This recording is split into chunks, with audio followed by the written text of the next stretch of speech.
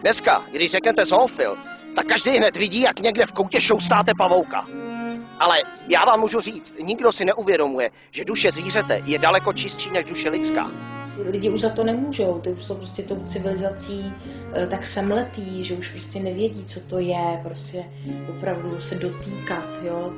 Málo kdo z lidí jsme taktilní, že to zvíře za váma přijde a hned vás očuchá, hned na vás šahá, lidi si drží distanc. Podívejte, každá živá bytost touží po výměně. Ta touha po výměně a po podnětech, ta je silnější než potřeba jídla a hladu.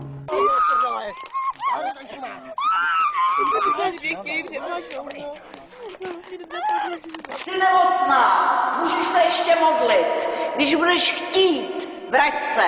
Já jsem ale jinak než takhle. Takhle to vypadá. Je to nebezpečná skupina, která tady nemá co dělat.